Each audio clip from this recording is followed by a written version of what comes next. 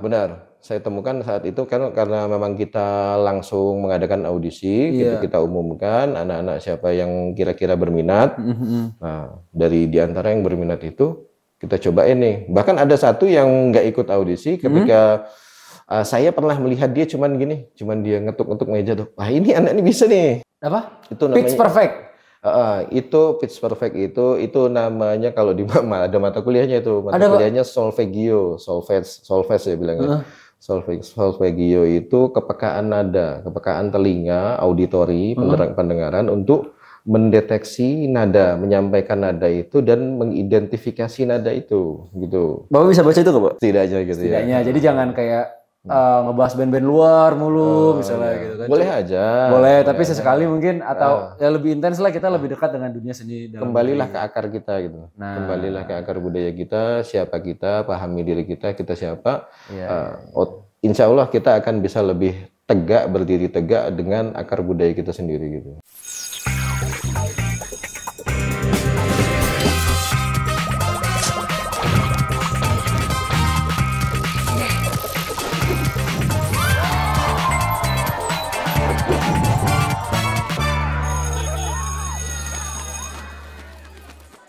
Halo semuanya, balik lagi sama saya Valdo di ruang BK Bicara Kebaikan. Di sebelah saya udah ada guru seni Insan Cendekia Magnet School, ada Pak Adit. Tepuk tangan dong buat Pak Adit. Keren. Apa kabar? Ini adalah sobat diskusi seni di sini. Jadi memang sama Pak Adit ini memang kita udah lama banget diskusi apa ya? Udah lama banget diskusi dari ya project FL3 ini tuh udah lama banget kita diskusi film, foto, terus ada musik juga gitu kan.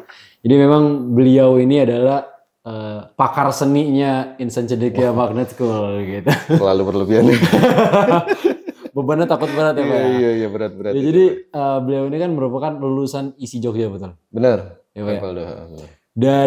Tapi kalau yang saya tahu Bapak ini sebenarnya orang Sumatera. Ya benar, saya ya kan Sumatera. Orang Sumatera bisa ke Jogja, ke ISI. Mungkin sebelum kita bahas lebih jauh soal ininya Pak ya, Bapak di sininya ya. Mungkin sedikit cerita dulu tentang latar belakang Bapak nih di ISI Jogja. Kenapa pertanyaan nih Pak, orang tua zaman dulu itu susah banget untuk percaya bahwa anaknya bisa masuk seni dan bisa berhasil dari seni. Termasuk orang tua saya dan beberapa orang tua dulu di keluarga saya itu kayak, kalau masuk seni itu kuliah itu gak usah belajar, itu mah udah bisa dengan sendirinya kayak gitu. Kayak stigma gitu ya. Iya, jadi kayak kalau mau sukses ya jangan masuk seni kayak gitu kan. Karena katanya apalah gitu kan masih dipandang sebelah mata lah kesenian. Nah, Bapak memutuskan masuk Institut Seni Indonesia Yogyakarta, Pak. Atas dasar apa, Pak? Jadi perjalanannya itu dimulai ketika saya SMP ya. Ketika SMP tuh orang-orang sudah musim ngeband ya, Kang Valdo. Oh, anak-anak zaman itu band. tahun segitu ada ngeband. Saya sebenarnya sudah lebih dulu belajar gitar, gitu. Belajar gitar ya pada umumnya anak muda lah pada saat itu. Sudah itu bukan kebetulan kayaknya memang sudah jalannya. Soalnya Pak Cik saya itu paman ya bilangnya di sana itu, paman saya itu kuliahnya juga di ISI. Oh, memang udah dekat dengan dunia seni berarti. Jadi paman saya kuliah di situ. Setiap kali beliau itu pulang kayak liburan, beliau itu ngebina anak-anak remaja sekitar kampung gitu ya, termasuk saya gitu ya, termasuk saya keponakannya sendiri. Nah itu membekas banget di saya sampai akhirnya saya memutuskan untuk ngomong untuk pingin belajar musik serius nih sama beliau. Nah kebetulan fasilitas ada, alat musik ada, beliau kan pemain drum gitu ya. Jadi akhirnya saya belajar drum tuh. Saya belajar drum, sedikit-sedikit belajar baca not gitu ya. Akhirnya setelah makin serius di SMA itu kayak sudah tertanam ini. Wah habis ini aku juga mau ke ISI ke Jogja gitu. Memang udah ada dorongan. Memang sudah ada dari situ sudah. Sampai akhirnya memang orang tua dan lingkungan itu nggak umum. Nah itu maksud saya. Memang nggak umum itu. Itu tetap masih ada yang pandangan kayak gitu kan. Oh kuliah di seni nggak mau ngapain gitu ya. Nah iya. Waktu itu ada orang-orang pada yang banyak itu ekonomi gitu. Yang umum aja lah gitu. Pokoknya gitu. Jadi akhirnya saya Begitu lulus diajak sama abang saya itu, yuk ke Jogja dulu aja yuk, katanya. Udah ke Jogja kita. Ke Jogja di sana nggak langsung kuliah Kang Valdo. Iya. Itu saya nganggur 2 tahun, tapi bukan nganggur benar-benar nganggur. Saya cuman kursus dan pamitnya ke orang tua memang cuman cari pengalaman. Oh, gitu ya. Iya.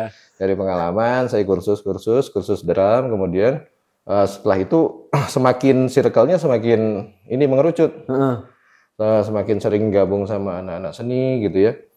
Mungkin anggapan saya tentang dunia itu tuh semakin menarik gitu. Iya. Jadi akhirnya di tahun kedua di Jogja itu saya gabung lagi di Akademi Musik.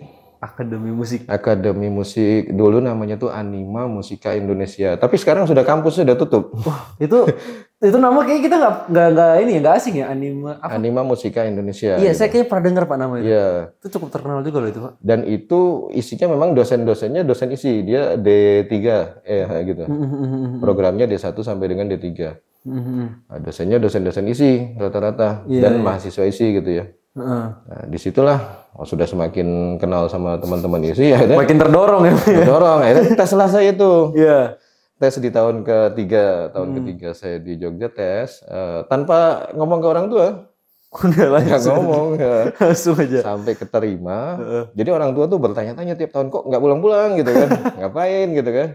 Nah, akhirnya di tahun ketiga itu saya setelah lulus tes baru saya cerita ke orang tua. Nah orang tua ya sudah katanya terusin aja katanya. Ya, karena udah masuk juga gitu kan. Gitu. Alhamdulillah orang tua tetap support gitu. Diisi ngambil apa Pak? Fokus ke musik gitu. Iya. Di ISI itu ada 4 fakultas. Ada fakultas seni pertunjukan, seni rupa, yaitu seni seni rupa itu dan desain ya. Satu lagi seni media rekam, satu lagi apa gitu lupa saya itu. Pokoknya 3 kalau nggak salah siapa 4 ya. Jadi saya masuk ke fakultas seni pertunjukan. Seni pertunjukan? Oh karena musik ya. Nah, di situ ada jurusan musik, jurusan teater, jurusan etnomusikologi, musik etnik gitu. Sudah itu karawitan, pedalangan dan tari. Nah, saya masuk jurusan musik. Di musik ada lagi terbagi lagi minat utamanya itu musikologi. Musikologi itu apa Pak? Musikologi itu pengkaji musik, peneliti musik. Peneliti musik itu gitar.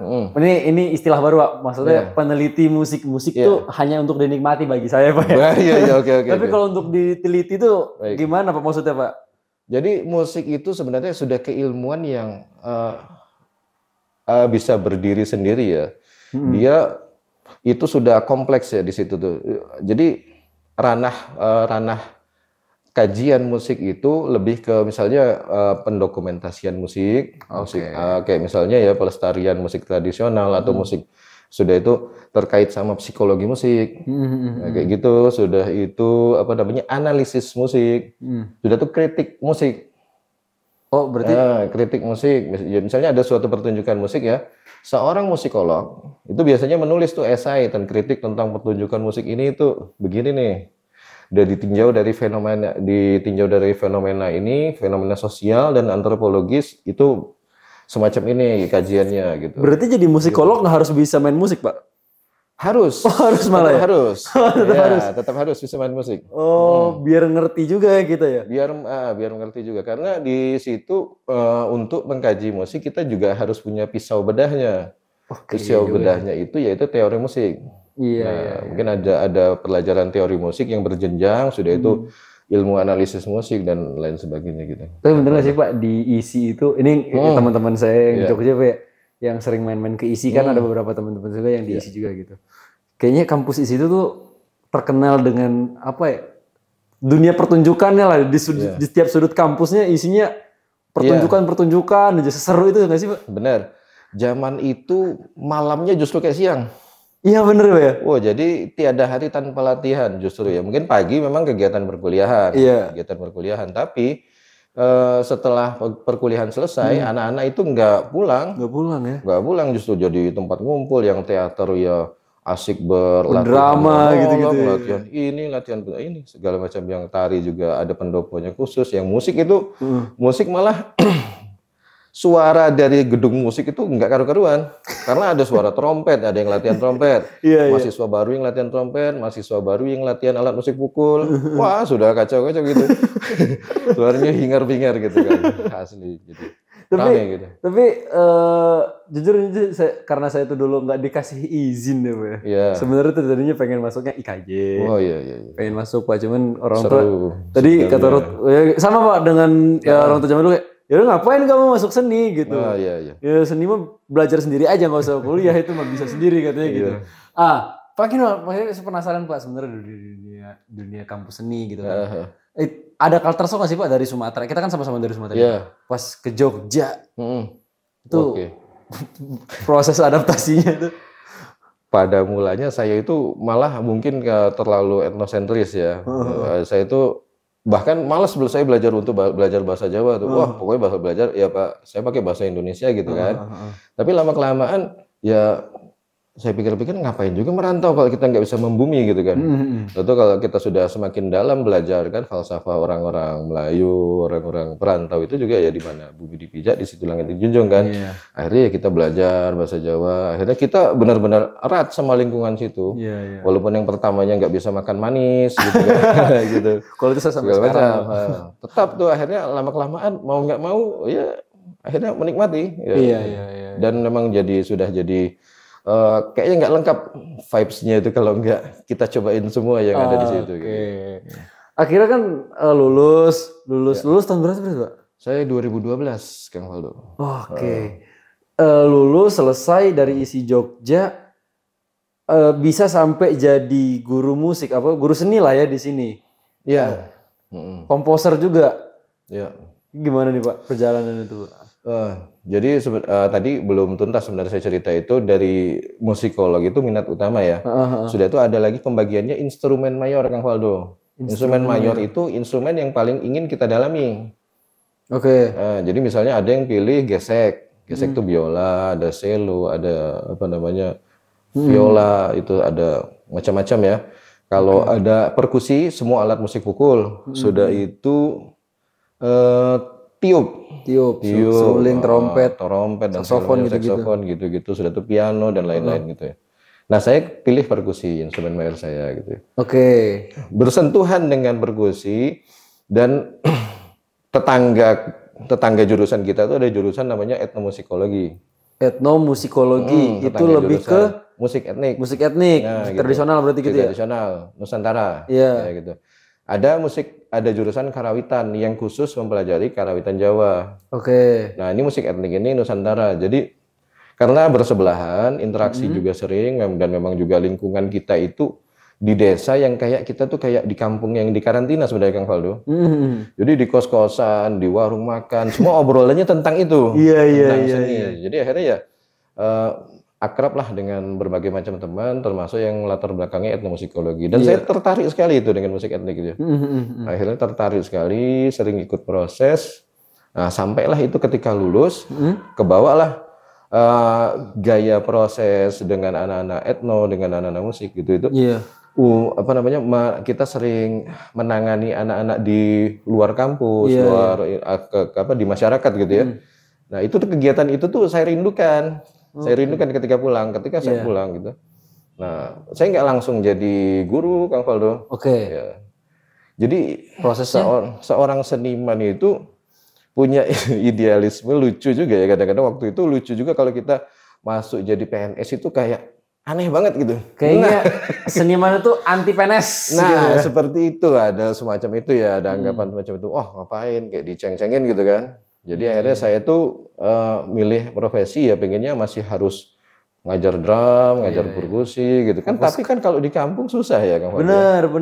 Kayak gitu ya, karena bukan kota besar gitu ya. Mungkin kalau di Jogja atau di Jakarta gitu mungkin bisa linear kita langsung seperti itu. Dari sekolah musik atau buka sekolah musik. Benar gitu. Nah, tapi yang paling mendekati, yang paling kita bisa bersentuhan sama itu ya otomatis kita jadi guru seni. Iya sih, benar. Nah, itulah akhirnya saya memutuskan ngelamar lah dan mengajar di sekolah Islam, SD Islam itu waktu itu, SD Islam. Saya sempat mengajar di bidang apa namanya mata pelajarannya dulu pada masa itu sebutannya SBDP, Seni Budaya dan Prakarya.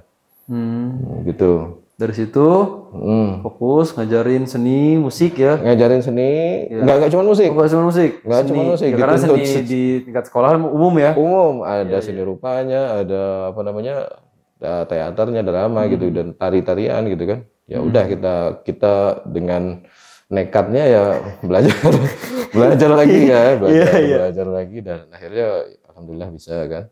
Dan kita mulailah di situ saya tertarik nih anak-anak kalau kita ikutkan event-event yang musik ya. Nah, ini kayaknya asik nih proses-proses kayak gini kan saya rindukan tadi itu kan. Sudah lama tuh mungkin ada 2 tahun saya nggak berproses semacam itu gitu kan. Karena juga sudah saya lamanya merantau hampir 9 tahun di Jogja itu. Jadi mungkin belum terlalu banyak ketemu teman lama ya. Jadi saya mau mulai ulang.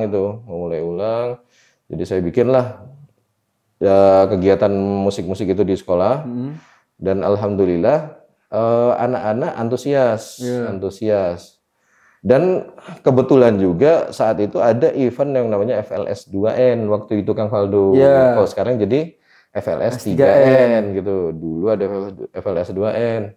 Nah, saya untuk karena saya ngajarnya di tingkat SD dan ada lombanya FLS 2N musik tradisional itu di tingkat SMP, saya nggak ngajar di sekolah saya. Ke sekolah lain gitu ngajarnya sebagai guru ekstrakurikuler ya. Kita ngajar itu, kita tawarkan program itu. Ya alhamdulillah kepala sekolahnya dan sekolahnya menyetujui dan mempercayakan. Karena kita juga survei juga sekolah mana yang punya alat musik gitu. Iya, nggak bisa semuanya juga sih ya. Gitu. Dari situ akhirnya menang gitu ya dengar-dengar berita. Nah, nggak langsung menang sebenarnya. Di tahun awal itu kita justru kalah, nggak dapat nominasi sama sekali. Gitu. Sama sekali nggak dapat nominasi. Ya, tapi saya bilang ini proses karena anak-anak baru nama hal-hal yang kayak gitu baru nemu tuh. Baru nemu proses yang seperti macam ini. Dan itu di CMS juga ya kemarin ya? Di CMS juga, alhamdulillah, bang belum rezekinya ya. Kayaknya ini mirroring kejadian beberapa tahun yang lalu. Iya, sepertinya kayak merasa ini ya, merasa dejavu. Benar. Di CMS sempat pernah kemarin kan yang SMP gitu kan? Iya, tingkat SMP benar. Itu juga belum dapat itu. Belum dapat. Semoga ntar tahun depan bisa dapat ya. Iya. Nah, dengar-dengar Bapak punya sanggar juga Pak? Benar. Di Jambi? Ya, punya sanggar. Nah, itu sanggar itu kelanjutan dari FLS 2N. Jadi ketika saya tahun kedua melatih, itu alhamdulillah langsung lolos tingkat kota. Bulan berikutnya lolos tingkat provinsi dan nasional. Dan alhamdulillahnya di nasional dapat nominasi jadi penyaji terbaik di Manado waktu itu. Wah, jadi anak-anaknya itu kan sudah langsung kayak yang waduh, ini nggak bisa nih kalau nggak diterusin gitu. Nah, kebetulan tahun kedepannya itu program itu tidak dilanjutin di sekolah itu karena berganti struktur kepala sekolah atau apa ya gitu, saya lupa ya. Nah, anak-anak itu masih ngubungin saya, Pak, bikin sanggar dong, Pak, gitu kan. Bikin kegiatan dong gitu. Jadi akhirnya saya mikir juga iya juga anak ini sudah kecanduan nih anak-anak ini sudah ngerasain buahnya tuh. Iya, dan sudah terpaut hatinya dengan itu. Dengan hal-hal semacam itu, situasi dan proses yang menyenangkan bagi mereka kan. Mereka pinginlah tuh bikin sanggar, saya yang bikin sanggar, akhirnya itu saya bikin sanggar itu. Masih jalan nggak tuh Pak sanggarnya Pak? Alhamdulillah masih jalan, sampai sekarang masih jalan. Oh berarti di sana ada yang ngelola lagi ya di sana? Ada, saya memang menanamkan dan memang meregenerasi anak-anak itu tidak harus butuh satu figur gitu ya. Jadi kalau siapapun yang itu, memang sih awalnya memang agak kesendat ya karena saya waktu itu merantau ke sini lagi. Jadi tapi saya yakinkan bahwasanya ini bisa kok, kalian sudah pada bisa gitu loh. Gitu. Nah, paling kalau ada latihan-latihan atau ada pelatihan yang membutuhkan saya, kita lakukan secara daring. Gitu. Apa nama sanggarnya Pak? Boleh Pak? Namanya Sanggar Kujusako. Sanggar Kujusako. Kuju. Kuju Sako. Kuju Sako. Iya. Buat teman-teman yang di Jambi gitu ya. Ya siapa tahu pengen ini. Sanggar Kuju Sako ya. Sanggar Kuju Sako. Ini khusus musik aja Pak itu? Sampai sekarang masih mengkhususkan pada musik. Sempat kita juga tari juga gitu ya. Kita sudah berbadan hukum dan kita juga fokusnya memang awalnya memang tidak hanya musik, tari, teater dan seni tradisi lainnya gitu. Iya. Tapi ke sininya mengerucut karena memang potensi dan anak-anaknya yang minatnya lebih ke musik, jadi musiknya yang menonjol gitu. Oh, oke. Cuman sebagai seorang seniman tuh ya yang namanya seniman pasti punya namanya idealismenya sendiri, Pak. Benar. Iya kan ya? Iya. Setahu saya nih beberapa teman-teman seniman tuh mereka tuh punya standar idealisnya sendiri dalam ya berkarya lah gitu kan Pak ya. Saya pengen tahu deh Pak, idealis Bapak nih Pak dulu awal-awal sebelum jadi seorang pengajar sih Pak. Ketika lulus atau ketika di kuliahan gitu Pak. Pengennya seperti apa sih Pak? Sebenarnya yang ketika saya sudah punya sanggar itu sudah lumayan kecapai ya idealisme. Iya. Tapi saya sebenarnya pengen jadi peneliti seni yang benar-benar bisa kayak masuk ke pedalaman. Saya mempelajari etnografi, antropologi musik itu lebih dalam meneliti musik-musik atau aset-aset kita itu yang banyak belum terdokumentasi gitu kan. Wah itu kayak seru banget itu bagi saya itu. Iya. Itu kepinginan saya. Mungkin sampai sekarang pun saya masih suka itu yang kayak gitu. Masuk ke pedalaman gitu. Kalau kayak gitu-gitu Pak, outputnya apa sih Pak nantinya biasanya Pak? Outputnya sebenarnya gini, outputnya itu kita punya dokumentasi ya. Punya dokumentasi yang nanti bisa suatu saat ya, kapan-kapan diakses oleh generasi berikutnya, Kang. Wah, mulia sekali nih. Karena nyatanya hitungan tahun. Iya. Bahkan kalau sekarang mungkin hitungan bulan, pelaku-pelaku itu sudah semakin hilang, pelaku asli tradisi ya. Iya benar sih. Pelaku asli sudah hilang karena meninggal dan segala. Regenerasinya nggak ada. Regenerasi nggak ada, ada sudah teknologi yang sudah semakin maju, anak-anak sudah lebih tersentuh tergelitik dengan budaya latah, mengikuti apa yang viral gitu kan. Yang kayak gitu nggak akan bakal mau tuh. Teman-teman yang bergerak di bidang musik pun mereka semua serba instan kan, kayak langsung pakai aplikasi cepet. Benar, gitu. Sudah bisa. Jadi kayak ya udah nih kalau mau nyari suara angklung mah dibikin aja, digambar aja musiknya, digambar aja kayak gitu. Tapi ada mungkin kayak gitu. Itu kan kalau yang sudah terdokumentasi Kang. Tapi kalau kita masuk ke pedalaman Kang, masih ada mutiara-mutiara yang belum terkupas itu. Oh, berarti masih banyak dong, Pak? Banyak sekali di seluruh Indonesia ya. Iya. Pedalaman itu ya. Kalau yang saya dekat dengan saya di Jambi aja itu minta ampun itu. Kita masuk ke kampung-kampung yang masih primitif atau mungkin masih asli gitu ya. Kulturnya masih asli ya. Mungkin ada suku anak dalam yang masih primitif, masih kebudayaannya masih benar-benar terjaga itu.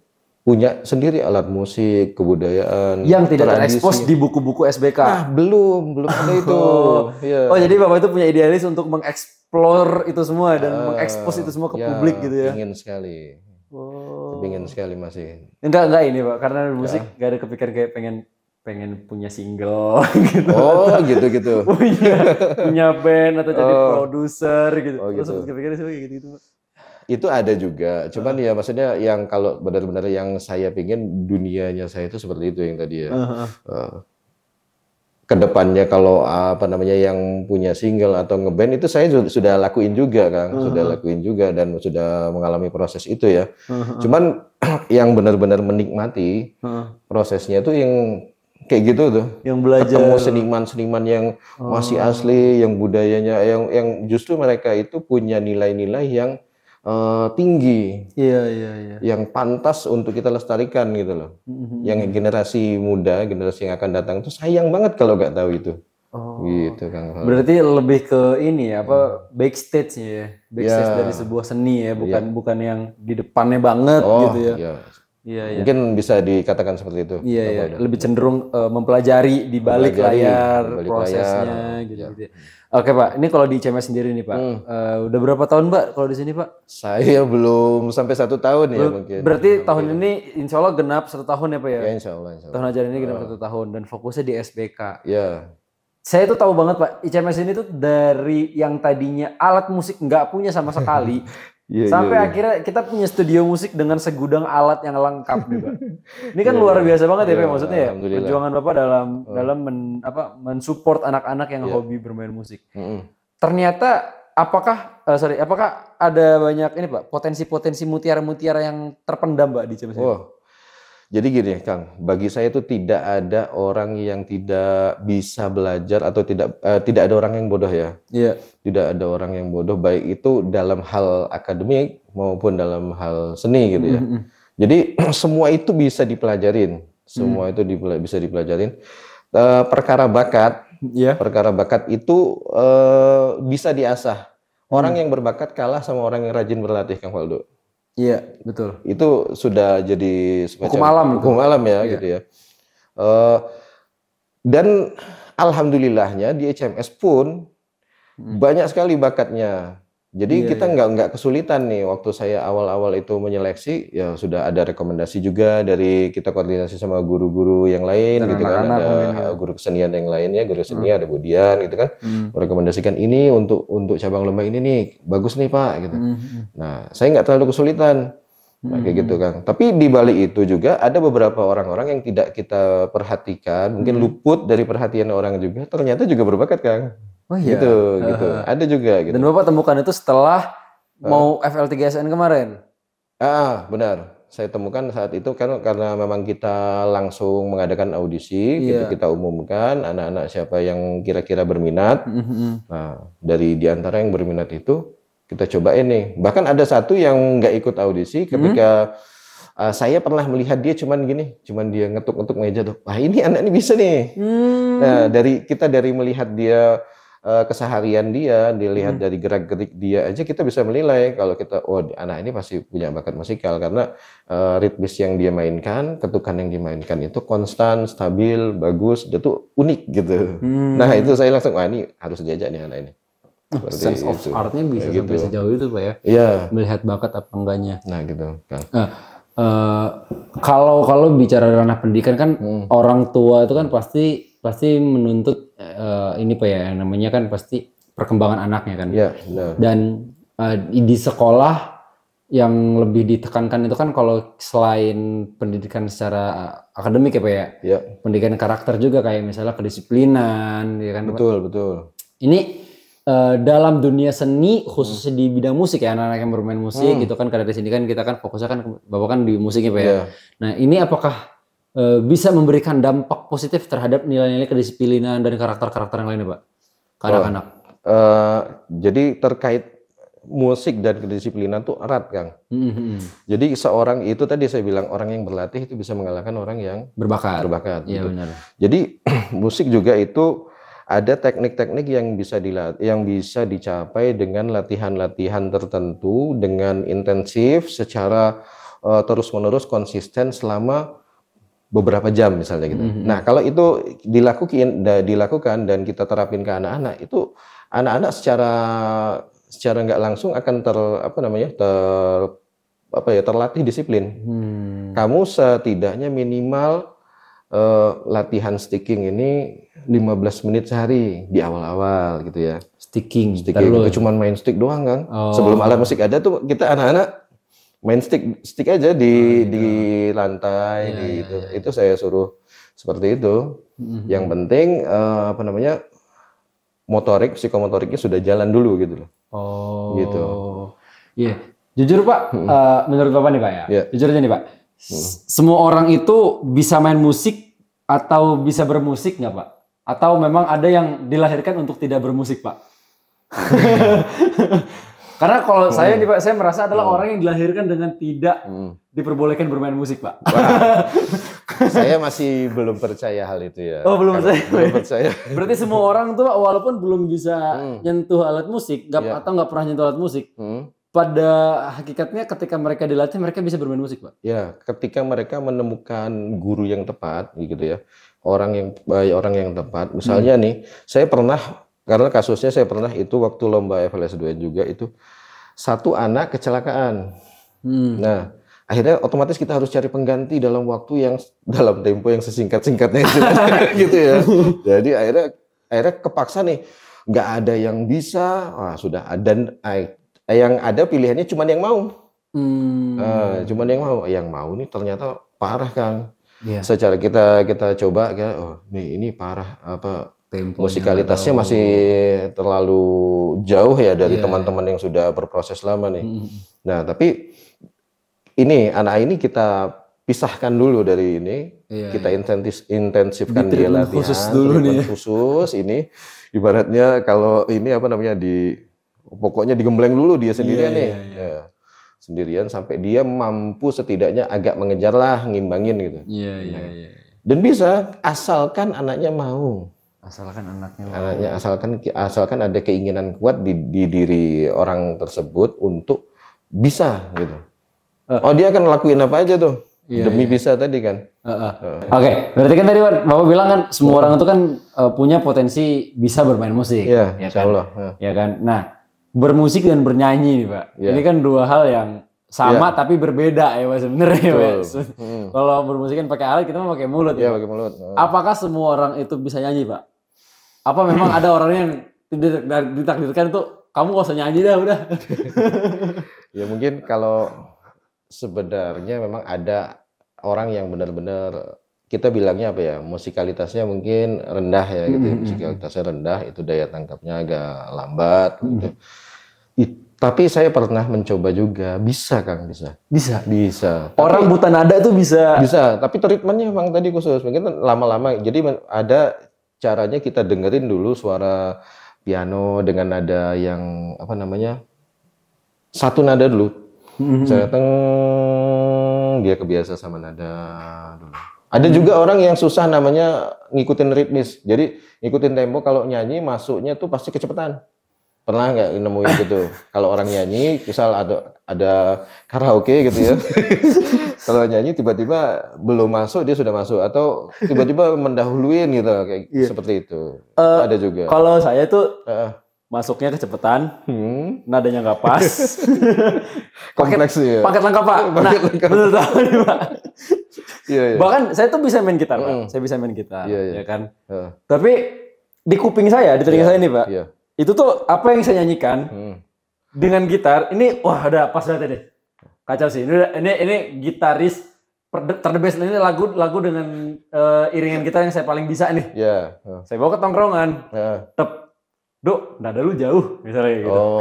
Gitu. Iya. Seperti itu ya. Orang-orang kayak saya gini, ini bisa ini nggak Pak? Bisa tanggulangi nggak apa-apa memang? Bisa ditanggulangi atau enggak ya? Sebenarnya balik lagi ke si kitanya Kang Valdo. Kalau kita latihan terus mungkin ya. Saya mungkin belum menemukan yang kasus yang benar-benar tidak bisa ditanggulangin. Setidaknya dia jadi bisa ngikutin nada. Mungkin ada yang setiap kali kesusahan ngikutin nada dasar ya. Mungkin kayak Kang Valdo tadi kasusnya seperti itu, ngikutin dia main nada dasar C, tiba-tiba suaranya di F atau di G gitu kan. Nah, tapi itu masih bisa ditreatment. Setidaknya dia jadi bisa ngikutin nada. Perkara nanti jadi penyanyi profesional atau bagus itu lain cerita ya, kayak janji ya. Ya kayak janji. Kayak tempo tadi juga, itu kan kalau awal-awal kita belajar drum kan kita latihan ngikutin metronom tuh Kang, yang cuman bunyinya cuman tek tek tek gitu. Itu alatnya namanya metronom. Itu alat pengatur tempo ya, bisa dicepetin kalau sudah kebiasa dengan tempo yang segini bisa dicepetin, atau kebiasa dengan tempo cepat justru dilatih yang lambat. Biasanya bertahap untuk itu. Nah, awal-awal ketika belajar musik juga semua orang juga kewalahan kalau nggak biasa pakai metronom pastinya. Saya pernah dulu ikut itu Pak, kelas musik Pak. Iya, kelas musik privat gitu. Kelas musik itu kelas vokal. Iya. 2 bulan Pak, 2 bulan doang. 2 bulan ya. 2 bulan. Ini gurunya yang nyerah apa? Kayaknya gurunya nyerah banget saya. Kang Ayo kamu bisa ya. Ya kamu bisa ya. Ya apakah dalam bermusik itu harus ada kepercayaan diri yang tinggi sih Pak? Khususnya penyanyi deh Pak. Ya. Untuk mengeluarkan sebuah suara.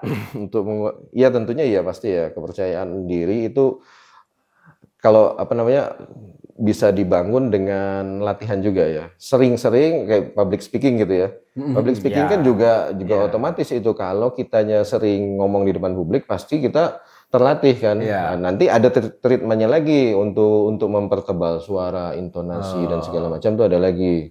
Untuk menguasai psikologi penonton atau audiens itu ada lagi kan. Tapi setidaknya itu bisa dilatih kan. Pasti ada step-step untuk melatihnya. Pasti ada. Bapak bisa ini nggak Pak? Membaca suara saya ini jenis karakter suara apa sih Pak? Karakter abstrak ya Pak ya? Karakternya Pak. Coba nyanyi dulu dong. Aduh. Gimana nih kalau nyanyi dulu? Coba ya. Lagu apa ya? Bebas lah, bebas. Nah, bisa ketahuan walaupun tanpa alat musik ya, setidaknya dia bisa stabil di interval nadanya gitu. Oh, ini coba. Denting piano. Terus? Kala jemari menari. Dah, gitu coba. Kayaknya sih nggak maksudnya kalau saya pikir nggak jelek-jelek amat dan bukan jelek aja Pak ya? maaf bukan nggak jelek-jelek amat sih standar dan sangat bisa dilatih ya, sangat masih bisa dilatih. Maksudnya intervalnya bukan denting pion yang jauh banget intervalnya gitu. Tetap interval nadanya nada lagu itu tadi benar gitu. Tapi itu masih bisa terobati sebenarnya. Sebenarnya masih bisa terobatin. Oke. Mungkin besok kita coba langsung di lorong musik. Langsung les musik nih. Iya. Boleh. Nah, Bapak pernah menemui kasus kayak gitu selama di jazz juga? Kayak susah nih, ada beberapa yang mungkin, aduh ini perlu treatment khusus. Terus ada metode khusus nggak Pak biasanya Pak? Ya. Itu kalau itu kita menemukan yang seperti itu biasanya memang tetap kita pisah. Jadi misal kalau untuk nah ini perbedaannya kalau di privat ya Kang. Kita penanganan privat itu kan sendiri ya, personal langsung guru face to face sama muridnya gitu atau mentor atau tutor langsung tuh. Tapi satu-satu itu harusnya intensif seperti itu harusnya lebih bagus, lebih cepat gitu ya, lebih nangkep si murid. Tapi kalau yang kita menangani grup itu agak repot emang. Karena mungkin atau juga misalnya nih kita belum mempunyai ruang yang besar atau memadai bersekat-sekat khusus gitu ya. Jadi si anak ini ditaruh di sebelah sini, si taruh sebelah sini. Karena apa? Karena kalau dia saling mendengar itu kedistrak biasanya kalau di awal-awal kedistrak dia. Karena belum terbiasa tadi Pak. Satu latihan perkusi, satu latihan nyanyi, satu latihan alat musik petik. Wah itu kan secara bunyi kedistrak, secara visual juga kedistrak gitu. Iya. Nah berarti memang ada treatment khusus ya Pak ya untuk mereka yang mungkin secara bakat mungkin nggak punya tapi mau terdorong. Tapi mau itu kuncinya mau. Kuncinya mau. Saya lebih tenang untuk melatih orang yang mau daripada yang pintar tapi nggak mau. Makanya saya yang tekankan juga ketika seleksi itu gimana, mau nggak? Kalau mau, Bismillah gitu. Fokusnya di maunya itu. Di maunya kan? Gitu. Oke. Kalau orang musik itu kan saya ada beberapa orang-orang itu yang kalau saya temuin tuh Pak ya di Bogor tuh adanya nih G nih gitu. Oh iya. Itu apa namanya sih yang bisa dari apa? Itu namanya pitch perfect. Itu pitch perfect itu namanya kalau di ada mata kuliahnya itu kuliahnya solfeggio, solfege ya bilangnya. Solfeggio itu kepekaan nada, kepekaan telinga, auditori, pendengaran untuk mendeteksi nada, menyampaikan nada itu dan mengidentifikasi nada itu, gitu. Bapak bisa baca itu nggak Pak? Kayak gitu. Kalau saya tahapnya mungkin nggak seperti itu ya, belum pitch perfect seperti itu belum. Tapi itu memang juga latihan itu. Jadi misalnya ada tiang listrik kebunyi, itu ini nadanya ini nih. Ini adanya memang ada itu memang orang-orang yang sangat peka seperti itu. Ada. Cekres. Itu latihannya pasti dia intens mendengarkan bunyi-bunyian dan memang habis didengarkan dianalisis sama dia. Kalau kita mungkin kita cuman mendengar coba memainkan. Kalau orang-orang seperti itu memang aktivitas kesehariannya memang seperti itu. Memang dilatih solfesnya memang rajin dilatih. Anak-anak piano biasanya kalau di kampus-kampus seni itu jago itu. Lebih peka kayak gitu-gitu Pak ya. Balik lagi nih Pak soal jadi ngomongin seni murni nih jadi fokus ke seni doang. Betul, ya. Benar pengennya pendidikan seninya ya tadi ya. Ya, oke. Ini Pak. Di CMS ini kan kita memang bisa dibilang baru memulai sebenarnya. Baru banget memulai itu akhir tahun ajaran kemarin bahkan gitu ya, bisa dibilang ya kan. Nah, kedepannya nih Pak, lewat apa kegiatan bermusik Pak, ya kan, Bapak kan sebagai pengampunya sendiri Pak, ya otomatis ya, sebagai pendamping dan ya guru lah intinya yang berfokus di bidang seni musik ini Pak. Kira-kira nih Pak, kedepannya Pak akan ada langkah-langkah seperti apa sih Pak untuk khususnya di dunia musik kita Pak? Musik ya di CMS ya. Saya sebenarnya pinginnya itu penjaringan minat bakat seni, bukan cuma musik nih, termasuk musik gitu ya. Itu dilakukan sejak dini, sejak awal. Jadi ketika masuk, mungkin saat psikotes bahkan, mungkin itu kan juga mengklasifikasikan anak dari masalah kognitifnya ya secara itu. Nah, secara bakat seninya juga bisa sebenarnya dilakukan saat itu juga gitu loh. Jadi ketahuan nanti si minat si anak ini mau di mana gitu loh. Karena kita juga punya guru seni rupa yang mumpuni gitu kan. Nah, jadi harusnya terakomodir semua gitu loh. Ada orang yang suka menggambar, tapi di musik kurang. Juga ada yang suka musik, visualnya kurang gitu ya. Ada suka seni peran, yang suka seni pemeranan. Tapi di musiknya mungkin kurang. Di musik kurang dan di rupanya kurang. Gitu. Nah, kita rasanya nggak adil kalau kita hanya memaksakan pada satu genre seni aja ya. Satu genre seni aja, satu bidang seni gitu. Karena memang anugerah itu, Kang Valdo. Ya bakat itu tidak kita pungkiri sebagai anugerah. Walaupun tadi ada yang bisa, walaupun yang tidak berbakat pun bisa kita asah gitu ya. Tapi untuk yang berbakat tadi kan kalau memang kita bisa klasifikasikan sejak dini dan kita bisa langsung melakukan pemisahan-pemisahan di treatment khusus yang suka musik langsung latihan musik dari awal. Jadi kita nanti tidak kewalahan di saat ketika ada event apapun. udah siap nih orang nggak buru-buru, nggak kekejar waktu atau nanti ada bentrok sama jam yang lain gitu kan. Benar. Jam belajar wajibnya, jam keasramaan kayak kita di boarding gitu Kang Valdo. Ini Pak, saya dulu punya anggapan begini Pak. Dunia seni dan dunia pendidikan itu adalah sesuatu yang nggak bisa disatukan menurut saya pribadi. Karena saya mikirnya karena selama di kuliah dulu kan di Fakultas Seni Budaya itu kan saya melihat bahwa dunia seni ini adalah dunia yang sangat abstrak, bisa dibilang bebas. Ya kan, dengan penuh kebebasannya, dengan ruang ekspresi yang begitu luas gitu kan. Sementara ruang lingkup pendidikan ini kan bisa dibilang punya banyak batasan. Ya kan. Nah, tapi ini dijadikan satu nih di dalam sebuah sekolah nih, Pak. Tantangannya, Pak, dalam mendidik anak-anak bermain musik biar tetap berekspresi bebas tapi pada batasan yang masih wajar dalam pendidikan itu gimana, Pak? Gini, sebenarnya musik dan pendidikan itu sebenarnya nggak benar-benar jauh sebenarnya ya. Karena kalau ada psikolog, dia seorang psikolog pendidikan, belum namanya dia pencetus juga taksonomi belum, itu ada 3 ranah penting ya. Ada ranah kognitif yang dia ranah kognitif, ranah afektif, sama ranah psikomotorik kalau nggak salah saya itu. Ada 3 ranah penting itu yang sangat terkait sama dunia pendidikan. Jadi 3 ranah ini bisa masuk semua ke musik. Justru yang pertama tadi kognitif itu seorang yang belajar musik, ya. Ini ada metode belajar musik, ada 2, belajar musik secara metode klasik barat atau belajar musik secara metode Nusantara atau metode oral ya. Jadi kita sampaikan dari mulut ke mulut, langsung dia menirukan seperti itu. Kalau klasik kan membaca not tuh. Ya, kita ajarin baca not, kita ajarin baca. Nah, itu ranah kognitifnya jalan tuh, Kang Valdo. Kena tuh, kesentuh tuh. Ranah afektifnya, rasa dia, kepekaan dia juga keasah. Dan ranah psikomotorik, gabungan antara kognitif itu dia ada relasi antara misalnya mata, visual sama kinestetik gerakan tangan itu.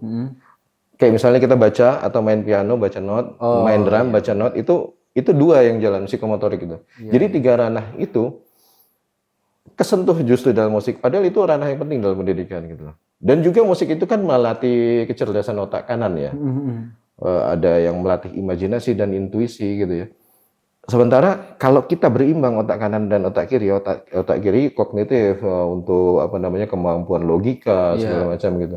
Kalau dua-duanya imbang itu mantep Kang, itu sempurna. Iya kan soalnya kan ada ini loh, kadang-kadang udah kamu nggak usah sibuk ngegambar, sibuk belajar nari, belajar aja yang bener, yang jelas-jelas aja kayak gitu. Iya benar-benar. Sementara secara keahliannya, hobinya, minatnya ya gambar, nari atau bermusik gitu kan. Berarti kan ini nggak bisa dilarang juga gitu kan ya? Iya, sebenarnya itu tadi ya, masyarakat kita harusnya sih dengan melek teknologi sekarang ya, sudah informasi segala macam sudah tidak ada batas lagi. Sebenarnya harusnya sudah lebih terbuka dengan hal itu. Karena di dunia apapun sekarang butuh yang namanya sentuhan seni pasti. Apapun. Iya lagi kalau itu. Iya. Termasuk ini kayak misalnya buku-buku ini kan yang terpajang di sini kan cover ini kan butuh ilustrasi desain. Butuh ilustrasi desain yang mana walaupun ini ilmunya ilmu agama, ilmu fikih, ilmu pasti ilmu agama gitu kan, tapi tetap gambarnya, layoutingnya. Bahkan misal konten-konten ceramah atau konten-konten itu ada background musik kadang-kadang sebelumnya untuk bumpernya kan Kang. Gitu. Atau untuk program apapun, program dakwah itu sudah menyentuh semua ranah sih. Ya termasuk media pembelajaran pun guru-guru itu kan semua elemen-elemen yang dipakai dalam media pembelajaran kan itu kan hasil buatan orang-orang seni sebenarnya. Termasuk unsur kolaboratif yang tidak disadari gitu. Iya. Menurut saya seperti itu. Iya kayak gitu kan. Jadi udah nggak boleh lagi kita berpikiran kayak zaman dulu di mana seni itu tuh nggak ada apa-apanya. Iya benar. Ya kan, ada harapan nggak ya Pak? Ini kita, ini agak-agak berat aja sih. Ada harapan nggak sih Pak untuk seniman Indonesia Pak ke depannya biar ada nggak sih Pak peluang untuk seniman Indonesia itu lebih dihargai ke depannya Pak? Seniman di Indonesia, alhamdulillah kalau menurut saya mengikuti perkembangan dari zaman ke zaman, kita sudah ada undang-undang juga ya pemajuan seni, pemajuan kebudayaan. Di situ termasuklah ranah seni itu kan di bawah tercakup di lingkup kebudayaan ya. Itu undang-undang pemajuan kebudayaan dan segala macam yang perangkat yang mengikutinya itu sudah sangat membantu seniman dan dari segala genre seni ya, dari lintas bidang keilmuan seni sebenarnya untuk berkembang. Banyak sekali event-event yang diadakan Kementerian Pendidikan dan Kebudayaan yang membantu mengembangkan potensi seniman. Jadi ada misalnya kayak dana hibah seniman. Iya benar. Saya beberapa kali di perfilman tuh dapat ini tuh tawaran proposal untuk dana perfilman untuk negara kayak gitu. Sanggar saya juga alhamdulillah sempat dapat itu. Sempat dapat gitu. Dapat bantuan dari pemerintah, diapresiasi. Yang penting sebenarnya seniman kita juga harus mau sadar dengan harus mau berbadan hukum gitu ya. Kalau kita berbadan hukum, otomatis untuk mengajukan hal-hal yang semacam itu pasti akan lebih dipermudah. Lebih dipermudah karena ya bagian dari persyaratan pengajuan itu ada badan hukum, kita memiliki legalitas lah gitu kan. Sudah itu kita mulailah juga jangan menutup diri pada teknologi. Bahkan seniman-seniman tradisional sekarang harus melek digital juga. Harus mau terbuka. Mau terbuka. Karena kan seniman dan IP ya atau intellectual property itu kan benar-benar dekat ya. Harusnya dekat, harusnya erat kalau. Karena ketika kita tidak ada IP-nya gitu kan seorang seniman, maka karyanya pun bisa diklaim sama orang lain. Iya gitu, benar. Itu berbahaya juga. Asal hak cipta gitu ya. Iya kayak gitu kan. Khusus apalagi di musik Pak. Iya. Di musik kan sempat ramai itu kan beberapa tahun yang lalu gitu kan. Betul. Kayak penggunaan musik tuh bolehnya secara komersial dan pembagian royalti itu sampai gimana? Betul, bahkan secara detail walaupun akhirnya menimbulkan polemik juga ya. Iya. Oke, kalau ini obrolan kita tuh dari CMS balik lagi keluar jauh lagi. Gitu. Kita rapatkan lagi nih. Kita rapatkan lagi nih Pak. Kita rapatkan lagi jauh lagi. Udah jauh nih obrolan ini kan. Ke sini nih Pak. Tengah lagi. Balik lagi ke brief nih. Pak. Oke, siap. Di CMS sendiri nih Pak, ketika ngelihat anak-anak yang sudah punya bakat, ya kan, terus kedepannya tadi udah jelas mau seperti apa, kayak gitu kan Pak. Terus tantangannya tadi kayak gimana, kayak gitu kan Pak. Nah, dari semua hal ini nih Pak, ya kan, kira-kira nih Pak ya, menurut Bapak, kira-kira ICMS tuh kalau memang kita ada satu apa ya, satu fokus khusus gitu Pak, perhatian khusus ya. Kalau kan baru sebatas ekskul minat aja kayak gitu kan. Tapi kalau entah apalah bentuknya, mungkin privilege buat yang mereka jago seni mungkin kayak gitu-gitu. Memungkinkan nggak sih Pak kalau ngeliat ke sana Pak? Harusnya memungkinkan, karena waktu dulu nih, ini sedikit cerita waktu kuliah. Kata saya waktu kuliah itu kedatangan tamu dari universitas besar di Inggris gitu ya, sama di Eropa lah gitu. Mereka cerita bahwasanya justru orang-orang dengan bakat seni itu punya privilege di sana. Bahkan bisa masuk tanpa tes. Oh iya? Nah, unik kan? Iya. Lah, kita sendiri yang di sini malas belajar seni gitu kan. Nah, sebenarnya kalau di Indonesia justru tidak menghargai itu atau kurang, itu sebenarnya sangat disayangkan. Karena tradisi kita itu sangat kaya ya, dan itu nilai-nilai yang harus dijaga, dan itu penting banget gitu. Kalau kita sendiri tidak menghargai itu dan kita lengah, nanti keburu kecolong sama negara lain, bangsa lain, kita sendiri yang rugi. Nah, kalau di ICMS sendiri gitu, kalau kita berikan privilege khusus ya, itu sebenarnya ini balik lagi ke kebijakan ya. Tapi mau dibawa kemana gitu? Kalau secara personal Bapak gimana kira-kira Pak? Harapannya sih bisa ada perhatian khusus gitu Pak. Kalau harapan saya tentunya sebagai guru seni. Iya. Gitu ya. Ya mungkin ada beasiswa mungkin gitu kan ya, buat yang semacam itu nasional gitu kan. Betul. Ada semacam reward gitu ya dari sekolah gitu. Dan saya rasa cukup langkah-langkah yang dilakukan di awal-awal ini ya cukup didukung walaupun memang masih bertahap. Saya harap ke depan semua pasti ada prosesnya. Ada prosesnya gitu ya. Oke. Kalau ada anak yang sekarang nih Pak ya, mungkin teman-teman kita di CMS nih Pak yang nonton podcast ini, teman-teman siswa kita ada misalnya anak yang ngerasa diri dia itu punya bakat sebenarnya Pak. Dorongannya itu tapi nggak ada gitu, atau dalam artian dia malu, dia takut, dia nggak berani memulai. Padahal dia tuh ngerasa kayaknya saya tuh bisa dia main musik, cuman belum berani untuk belajar, untuk ngomong gitu. Itu tuh ada pesan nggak Pak yang mau disampaikan buat? Ya buat anak-anak ICMS yang merasa kayaknya saya punya bakat deh gitu, atau saya pingin, nggak ada salahnya coba ngomong ke guru.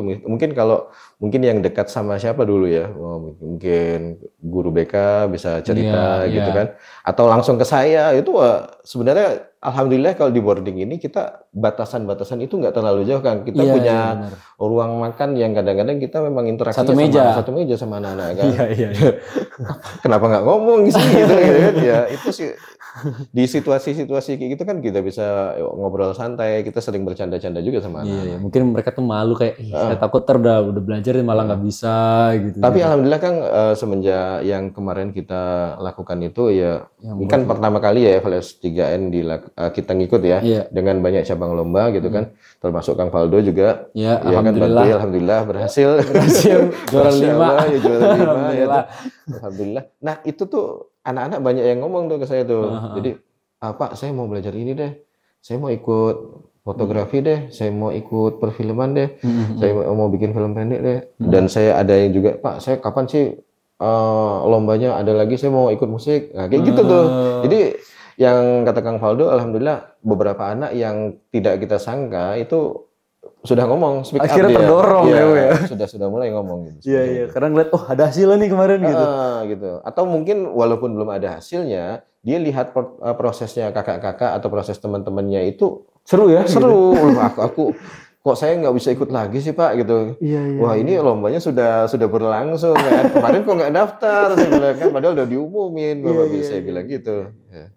Tapi kan masih next anak-anak yang kelas-kelas kayak misal di jenjang SMP itu kelas 7-8 masih bisa ikut. Kayak di SMA yang kelas 10, kelas 11 itu masih bisa ikut. Kalau Karena 11 udah nggak bisa. Ya fokusnya sudah ke ini ya.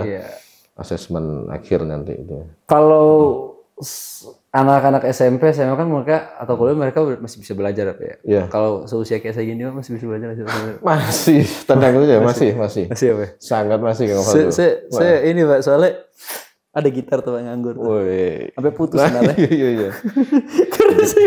Ada dulu film Biola Tak Berdamai itu gitar tak berdamai.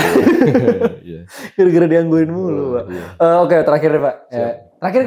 Terakhir ya. Oke, terakhir nih, Pak. Buat generasi sekarang ya Pak ya, generasi ya murid-murid CMS dan teman-teman di luar sana lah ya. Apa pesan Bapak dan harapan Bapak untuk seni Indonesia, khususnya mungkin seni musik lah kita spesifik, agar bisa tetap terwariskan?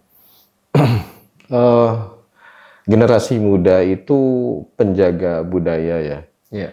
Penjaga budaya harusnya. Mereka punya potensi yang besar untuk melakukan segala perubahan dan dengan kreativitas, dengan kejelian. Kayak gini, anak muda itu melek digital kan. Betul. Nah, kalau mereka imbangi juga dengan melek budaya, itu sempurna menurut saya gitu. Jadi jangan sampai kita itu jadi penonton di negeri sendiri, karena orang luar itu sangat tertarik sama budaya kita, sangat tertarik gitu.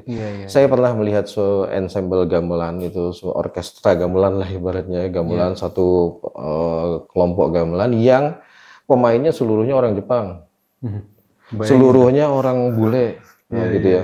Pemain musik Minang semuanya orang Barat, bukan Sumatera Barat, orang Barat, benar-benar orang Barat. Nggak ada Sumateranya. Orang Sulawesi yang bisa main benar-benar itu juga minim, tapi justru orang-orang luar itu tertarik. Nah, dan penelitian sayangnya tuh malah banyak penelitian yang meneliti orang luar. Jadi akhirnya itu aset-aset kita dibawa keluar semua, kajian-kajian kayak saya ranah-ranah musikologi gitu tuh.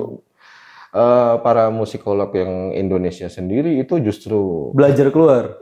Justru ngambilnya dari literatur luar gitu loh. Padahal kita yang punya ya, Pak. Kita yang punya. Nah, akhirnya kita jadi penonton di negeri sendiri.